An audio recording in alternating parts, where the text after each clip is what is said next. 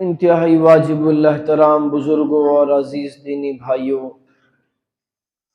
اللہ تبارک و تعالیٰ کے بے حد اور بے شمار انعامات اور احسانات ہیں کہ رب کائنات نے ہمیں اور آپ کو دین اسلام جیسی عظیم نعمت عطا فرمائی اور اپنے حبیب جناب محمد الرسول اللہ صلی اللہ علیہ وسلم کی امت میں پیدا فرمایا۔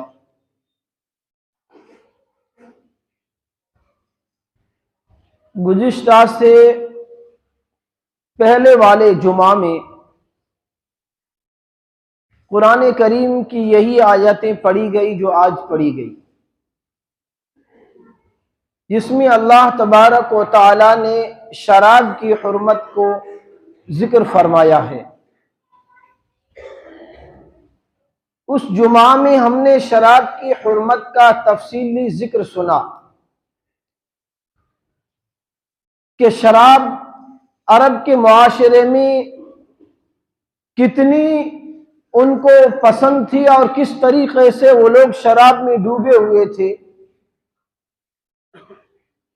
اور پھر اللہ تبارک و تعالی نے شراب کو کس طریقے سے حرام قرار دیا، اور اللہ تبارک و تعالی کا حکم آنے کے بعد صحابہ کرام رضوان اللہ تعالی علیہم اجمعین نے کس طریقے سے ان پر عمل کر کے دکھلایا، کس طریقے سے صحابہ کرام نے اپنی محبوب ترین چیز کو اللہ کا ایک حکم سن کر کے اپنی مبغوض اور جو ہے ناپسند چیز قرار دیا۔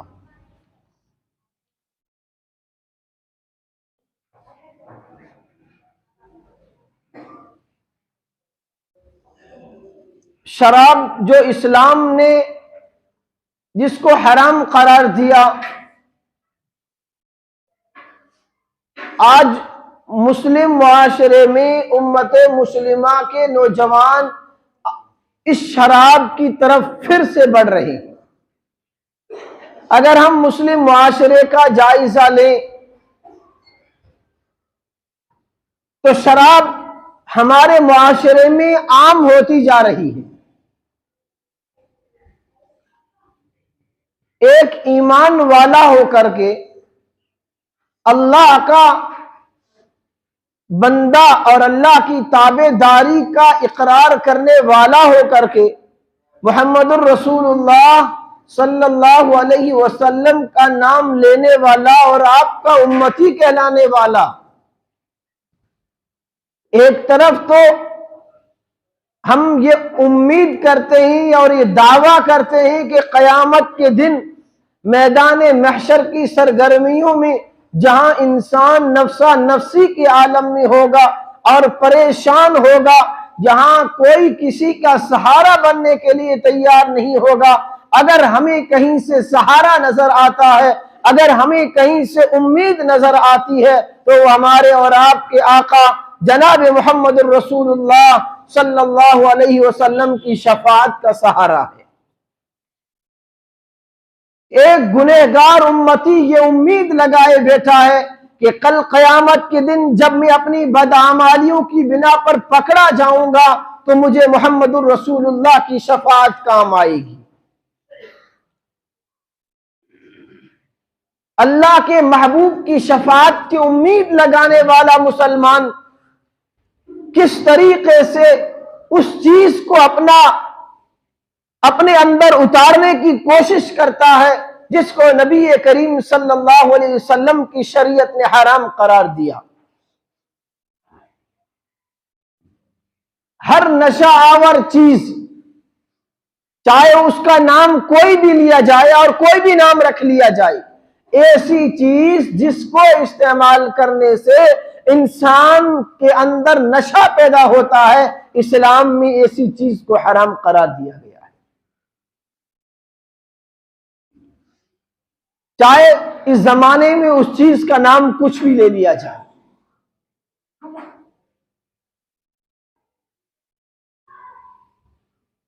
معاشرے میں جو برائیاں جنم لے رہی ہیں اور معاشرے میں جن برائیوں کا ہم بڑھتا ہوا اپنی آنکھوں سے دیکھ رہے ہیں، گھریلو زندگیاں تباہ و برباد ہو رہی ہیں، بھائی بھائی سے لڑ رہا ہے۔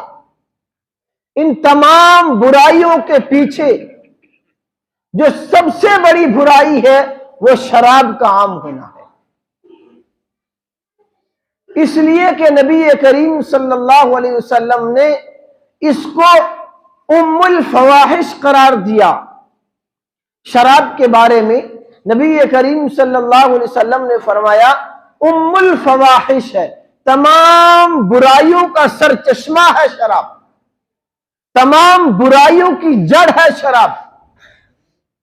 قرآن کریم میں اللہ تبارک و تعالی نے اس کو بیان، اس کی حرمت کو جہاں پر بیان فرمایا، اس کے ساتھ ساتھ اللہ تبارک و تعالی نے بت پرستی کو ذکر کیا ہے۔ یا ایھا الذین آمنوا انما الخمر والمیسر والانصاب والازلام، شراب کا پینا اور جوا کھیلنا یہ ایسا ہی ہے جیسے بت کی پوجا کرنا، غیر اللہ کے آگے سجدہ کرنا، غیر اللہ کی عبادت کرنا جتنا بڑا گناہ ہے اتنا ہی شراب پینے اور جوا کھیلنے کا گناہ ہے۔ اندازہ لگائیے کتنا بڑا گناہ ہے۔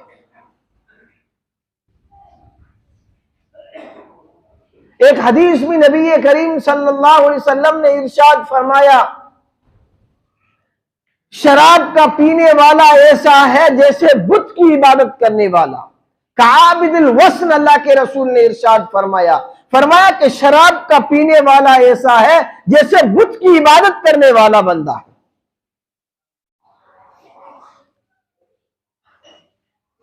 اور ایک حدیث میں نبی کریم صلی اللہ علیہ وسلم نے ارشاد فرمایا جو آدمی شراب کا عادی ہو اور شراب پینے والا ہو اور شراب کے نشے کی عالم میں اور شراب پیتے پیتے اس دنیا سے چلا گیا، کل قیامت کے دن اللہ کے دربار میں وہ مومن بنا کر کے نہیں بلکہ مشرک بنا کر کے کھڑا کیا جائے گا۔ مات میتۃ الجاہلیہ، وہ جاہلیت کی موت پر مرے گا، ایمان والی موت اس کو نصیب نہیں ہوگی۔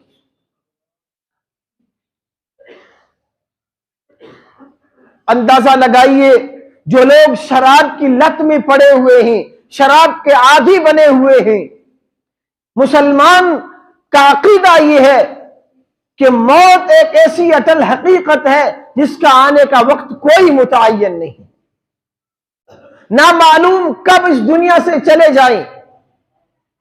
کہیں ایسا نہ ہو کہ شراب پی رکھی ہو اور ہم اسی حالت میں اس دنیا سے چلے جائیں گے، ہماری دنیا بھی برباد اور آخرت کی برباد۔ خسرت دنیا والآخرہ، دنیا اور آخرت دونوں میں تباہ و برباد ہو جائیں گے۔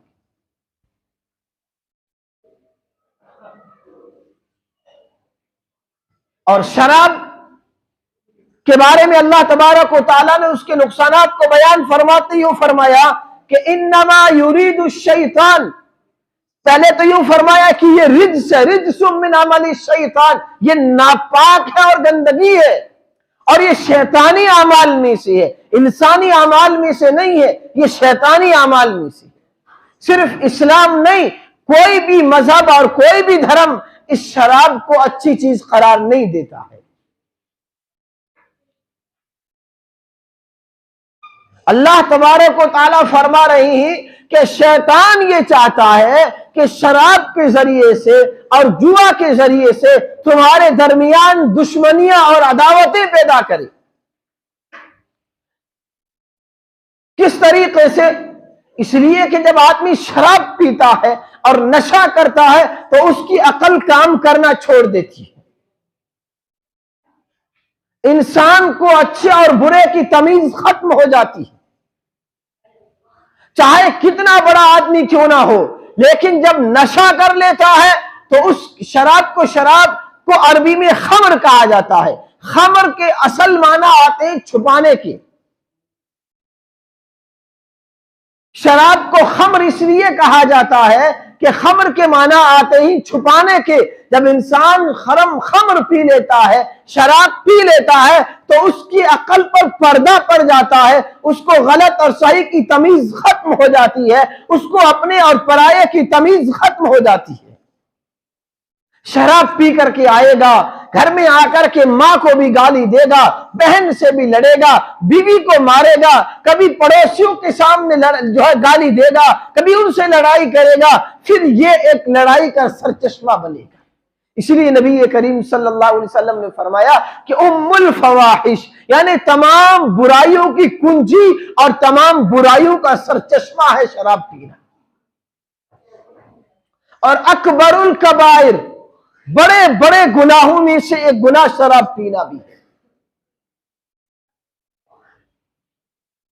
حدیث میں نبی کریم صلی اللہ علیہ وسلم نے 3 آدمی ایسے بتلائے، فرمایا کہ اللہ تبارک و تعالی نے 3 قسم کے آدمیوں پر جنت کو حرام قرار دے دیا. 3 قسم کے آدمی جو جنت میں داخل ہو ہی نہیں سکتے، جنت کو اللہ نے ان پر حرام قرار دے دیا. سب سے پہلے شراب پینے والا، نشہ کرنے والا، نشے کی عادت رکھنے والا. اور نمبر 2 والدین کی نافرمانی کرنے والا. ایسے آدمی پر جس طریقے سے شراب پینے والے پر جنت حرام ہے، اسی طریقے سے ماں باپ کی نافرمانی کرنے والے پر جنت حرام ہے. اور تیسرا آدمی دیوس. دیوس کس کو کہتے ہیں؟ دیوس اس آدمی کو کہا جاتا ہے جس کو اردو میں بے غیرت کہتے ہیں، جس کی غیرت اور حمیت مر چکی ہو.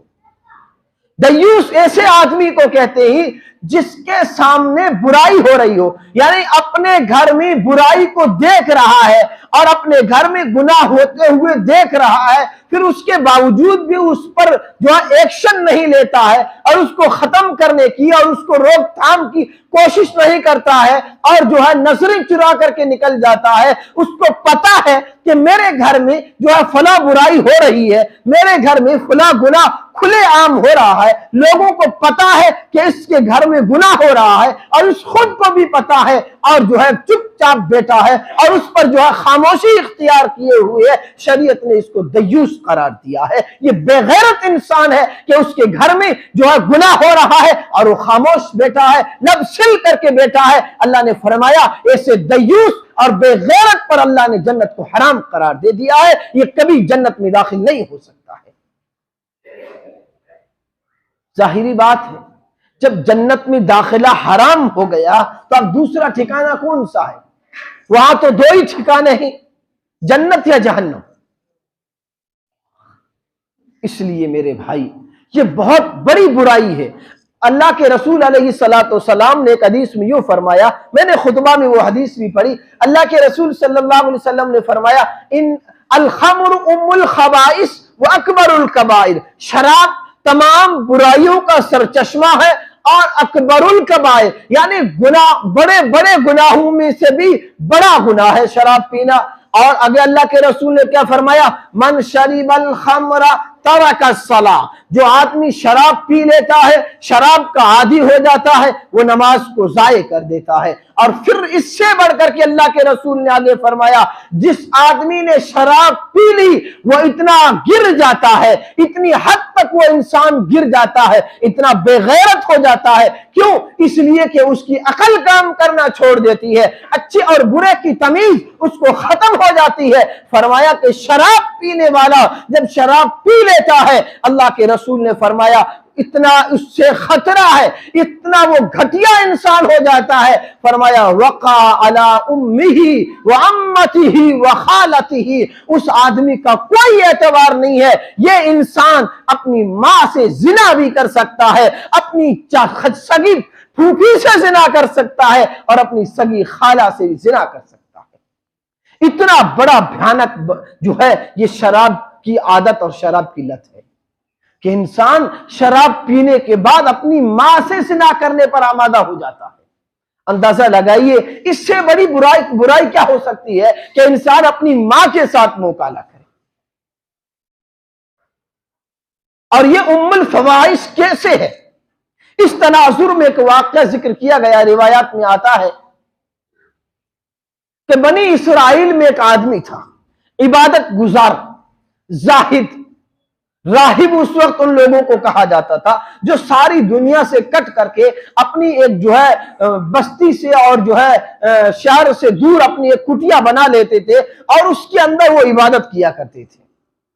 تو اس زمانے کا وہ بزرگ جو اپنی کٹیا میں بیٹھ کر کے اللہ کی عبادت کیا کرتا تھا، ایک عورت اس پر عاشق ہو گئی۔ وہ موقع کی تلاش میں تھی کہ کس طریقے سے یہ بندہ میرے ہاتھ چڑھی اور جو ہے میں اس سے اپنی خواہش پوری کروں۔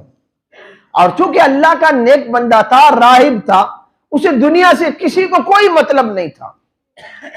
چنانچہ اس عورت نے ایک دن اپنے خادم کے ذریعے سے اس بزرگ کو اپنے گھر بلایا اور یہ بہانہ بنایا کہ آپ کو یہاں آنا ہے اور کسی معاملے میں ہمیں شہادت اور گواہی کی ضرورت ہے، آپ کو گواہی دینی ہے، آپ آ جائیں گے تو ہمارا کام آسان ہو جائے گا۔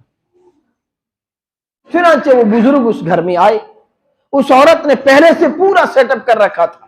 اس خادم کو کہا جیسے ہی گھر کے اندر داخل ہو جاوے تو اس کو پیچھے سے گیٹ میں تالا لگا، دروازے کے گیٹ کے اندر آیا، تالا لگا دیا، کمرے کے اندر آیا، تالا لگا دیا۔ جس کمرے میں جب پہنچا ہے تو کیا دیکھتا ہے کہ خوبصورت عورت بیٹھی ہوئی ہے، سجی سنوری ہوئی ایک عورت بیٹھی ہوئی ہے اور اس کے پاس میں ایک شراب کا جام رکھا ہوا ہے اور وہاں پر ایک معصوم بچہ بھی بیٹھا ہوا ہے۔ جب وہ پہنچا وہاں پر تو اس عورت نے کہا کہ ہمیں کوئی آپ سے شہادت طلب نہیں کرنی ہے، کسی چیز کی گواہی نہیں چاہیے، ہم نے تو اس بہانے تمہیں یہاں بلایا ہے اور تم سے اپنی ناجائز خواہش کی تکمیل کے تمہیں یہاں بلایا ہے، لہذا اب دوبارہ خالی ہاتھ جانے کا راستہ بند ہے۔ اب تمہارے پاس 3 آپشن ہیں، یا تو شراب پی لو تو جا سکتے ہو، اگر زنا نہیں کر سکتے ہو تو شراب پی لو، ہم تمہیں چھوڑ دیں گے، اگر شراب نہیں پیتے ہو تو زنا کا ارتکاب کرو، مجھ سے زنا کرو تو بھی تمہیں چھوڑ دیں گے، اگر یہ بھی نہیں کرتے ہو تو یہ معصوم بچہ بیٹھا ہوا ہے، اس کو قتل کر دو، ہم تیرا راستہ صاف کر دیں۔ اب وہ بزرگ وہاں پر پھنس گیا کہ تینوں ایسی چیزیں ہیں کہ جن کو اس لیے کہ وہ تو راہب تھا، اللہ کی عبادت کرنے والا تھا، اس کو تو گناہ کا تصور ہی نہیں تھا، اور کہا کہ ان 3 میں سے ایک چیز تجھے کرنی ہی پڑے گی، اس کے علاوہ کوئی راستہ نہیں۔ اب اس بزرگ نے سوچا کہ قتل کرنا تو بہت بڑا گناہ ہے، قتل تو میں نہیں کر سکتا، اور زنا کروں گا، اس لیے کہ اس زنا کا گناہ متعدی ہوتا ہے، کرنے والا بھی گنہگار، کروانے والا بھی گنہگار۔ اس کے دماغ میں یہ خیال آیا اور اس کے دماغ نے اس بات کی طرف اس کو اشارہ کیا کہ شراب اگرچہ حرام ہے پینا، لیکن میں شراب کے 2 گھونٹ پی لیتا ہوں، باہر جا کر کے اللہ سے توبہ کروں۔ اس نے ان دونوں گناہوں کے مقابلے میں شراب کی جو ہے مضرت کو ہلکا سمجھا، گناہ کو ہلکا سمجھا کہ زنا کرنے سے، بچے کو قتل کرنے سے بہتر ہے کہ میں شراب پی لوں اور اپنی جان چھڑا کر کے یہاں سے چلا جاؤں، وہاں جا کر کے اللہ سے معافی تعافی کر لوں۔ چنانچہ اس نے وہ شراب پی لی۔ اب شراب جیسے ہی پی، عقل نے کام کرنا چھوڑ دیا۔ اب عقل نے کام کرنا چھوڑ دیا، اب شراب پینے کے بعد اس عورت نے اس بزرگ سے جو ہے اس بچے کا قتل بھی کروایا اور اس نے زنا کا ارتکاب بھی کر لیا۔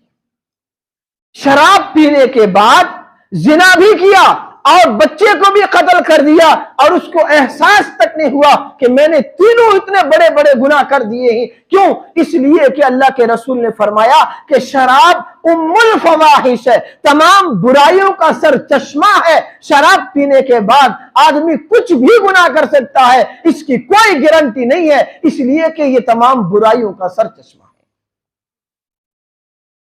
اس لیے نوجوانوں، میرے عزیزوں، ہمارے مسلم نوجوان شراب کی طرف بڑھ رہے ہیں، صحبت غلط سنگت کے اثر سے، غلط صحبت کے اثر سے شراب کے عادی بن رہی ہیں۔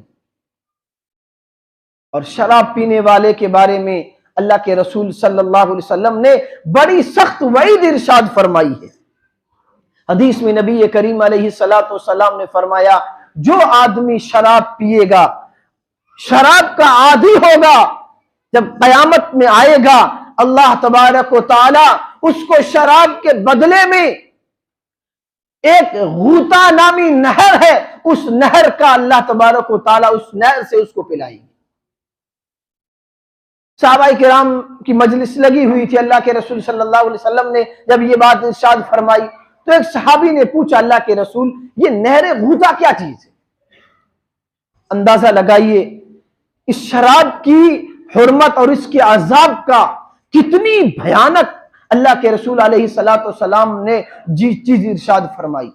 اللہ کے رسول نے فرمایا کہ قیامت کے دن دنیا میں زنا کرنے والے مرد اور زنا کرنے والی عورتوں کو جب اللہ تبارک و تعالی جہنم میں ڈالیں گے اور ان جہنم میں ان کو جلایا جائے گا، اور جلنے کے بعد ان کی شرم گاہوں سے خون اور پیپ بہے گا، اتنی کثیر تعداد میں زنا کرنے والے مردوں اور زنا کرنے والی عورتوں کے شرم گاہوں سے ایک مواد نکلے گا جو اکلتا ہوا، ابلتا ہوا، کھولتا ہوا گرما گرم ہوگا اور اتنا بدبودار ہوگا، اتنا بدبودار ہوگا۔ اللہ کے رسول علیہ الصلوۃ والسلام نے فرمایا کہ اس پیپ اور اس گندگی کی جو بدبو آئے گی، اس بدبو سے پوری جہنم کے لوگ پناہ مانگ رہے ہوں گے کہ خدایا ہم جہنم میں پہلے سے ہی عذاب بھگت رہے ہیں، یہ کیسی بدبو ہے جس نے ہمارا جہنم میں بھی جنا حرام قرار دے دیا ہے۔ ایسی شراب، ایسی پیپ اور ایسا لہو اور ایسا مواد جو شرابیوں کے جو شرم گاہوں سے نکلے گا اور اتنا بہے گا کہ وہ نہر کی شکل اختیار کیے کر دے گا۔ اللہ کے رسول صلی اللہ علیہ وسلم نے فرمایا شراب پینے والے کو اللہ تبارک و تعالی قیامت کے دن یہ زانیوں کی شرم گاہوں سے نکلا ہوا خون اور پیپ جو کھولتا اور ابلتا ہوا ہوگا، وہ ان کو قیامت کے دن پینا پڑے گا۔ اللہ اکبر! اندازہ لگاؤ میرے نوجوان بھائیوں، آج ہم لوگ جو ہے اپنے پانی کے گلاس میں اگر ذرا سی گندگی گر جائے ہم اس کو پینا گوارا نہیں کرتے ہیں۔ کس طریقے سے وہ پینا پڑے گا قیامت کے دن، اور پھر یہ ایک دو دن کا عذاب نہیں ہوگا، یہ وہ عذاب ہے جس کا تسلسل ہی تسلسل ہے، کوئی خاتمہ نہیں۔ اور ایک حدیث میں اللہ کے رسول صلی اللہ علیہ وسلم نے یوں ارشاد فرمایا کہ شراب پینے والوں کو قیامت کے دن اللہ تبارک و تعالی جہنمی جو سانپ ہوتے ہیں ان سانپ کا زہر اللہ تبارک و تعالی ان کو پلائیں گے۔ جہنمی سانپ کا زہر کتنا خطرناک ہوگا، حدیث میں آتا ہے کہ اتنا زہریلے ہوگا، اتنا زہریلا ہوگا کہ جہنم کا سانپ اگر دنیا میں ایک پھونک مار دے اس زہر کے اثر سے قیامت تک زمین پر گھاس تک نہیں اگے گی، اتنا خطرناک ہوگا۔ اللہ کے رسول علیہ الصلوۃ والسلام نے فرمایا شراب پینے والے کو اللہ تبارک و تعالی جہنمی سانپ کا زہر پلائیں گے، وہ اتنا خطرناک ہوگا جب وہ آدمی شراب جو ہے اس زہر کو پینے کے لیے منہ سے لگائے گا، اللہ کے رسول علیہ الصلوۃ والسلام نے فرمایا اس کا پورا چہرے کا گوشت گل کر کے اس برتن میں گر جائے گا۔ پھر یہی نہیں، جب وہ پیے گا اللہ کے رسول علیہ الصلوۃ والسلام نے فرمایا اس زہر کو پینے کی وجہ سے اس کا پورا جسم دھڑ جائے گا اور چور چور ہو جائے گا، پھر صحیح ہوگا، پھر اس کو پینا پڑے گا۔ بہت خطرناک عذاب ہے مسلمانوں، قیامت کا عذاب بہت خطرناک ہے، بڑا زبردست عذاب ہے۔ اپنے آپ کو جہنم کی آگ سے بچاؤ، اپنے آپ کو جو ہے اس بری لت سے بچاؤ اپنے آپ کو۔ یہ چند منٹ کا نشہ जो माल भी बर्बाद, दुनिया भी बर्बाद, आखिरत भी बर्बाद, क्या हम अपने साथ लेकर के जा रहे हैं। इसके बदले में एक हदीस में अल्लाह के रसूल अलैहिस्सलाम ने यूं बयान फरमाया, आखिरी हदीस बयान करके बात खत्म करता हूं, वक्त हो चुका है। अल्लाह के रसूल ने फरमाया, जो आदमी दुनिया में जितनी शराब पिएगा, अल्लाह उतना ही क़यामत में जहन्नमियों का खून और पीप उसको पिलाएगा। और अल्लाह के रसूल ने आगे फरमाया, अल्लाह फरमाते हैं, जिस बंदे ने मेरे खौफ से, मेरे डर से दुनिया में शराब छोड़ दी और शराब से दूर रहा, अल्लाह के रसूल अलैहिस्सलाम ने फरमाया, अल्लाह तबारक व तआला फरमाते हैं, मैं क़यामत के दिन उसको अपने हौज से पानी पिलाऊंगा। ऐसा हौज और ऐसा पानी और ऐसा जाम अल्लाह तबारक व तआला पिलाएंगे, ऐसा जाम पिलाएंगे जिसका तसव्वुर इस दुनिया में रहने वाला इंसान कर ही नहीं सकता है। ऐसा अजीम जाम और ऐसा अजीम हौज से अल्लाह तबारक व तआला पिलाएंगे। असल कामयाबी मेरे भाई वहां की कामयाबी है। इसलिए जो नौजवानों जो शराब की लत में पड़े हुए हो, बचाइए अपने आप को। अब तक जो गुनाह हो चुके हैं, आज अगर कोई बंदा इस मजलिस में बैठ करके एक मर्तबा अल्लाह के सामने तौबा कर लेता है, ए अल्लाह मैं इस बुरी लत में पड़ा हुआ था, मैं अब आज तौबा करता हूं, अल्लाह मुझे माफ कर दे। मैं नहीं कह रहा हूं, कायनात के सरदार आमिना के लाल जनाब मोहम्मदुर रसूलुल्लाह सल्लल्लाहु अलैहि वसल्लम की हदीस की रोशनी में आपको अजीम खुशखबरी सुनाता हूं। अल्लाह के रसूल ने फरमाया, अल्लाह का इरशाद नकल फरमाया, हदीस कुदसी बयान फरमाई, जो इंसान गुनाह कर लेता है, गुनाह करने के बाद नादिम होता है, पशेमान होता है, शर्मिंदा होकर के अल्लाह के आगे हाथ फैलाता है, ए अल्लाह कर लिया, अब तक कर लिया, अब नहीं करूंगा। अल्लाह फरमाते हैं, जिंदगी भर के गुनाह एक जुमले पर मैं माफ कर दूंगा, शर्त यह है कि आइंदा न करना, मैं तुम्हारे सारे पिछले गुनाह माफ कर दूंगा। इसलिए तौबा करें, अपने आप को बचाइए इस बुरी लत से। अल्लाह ताला अमल की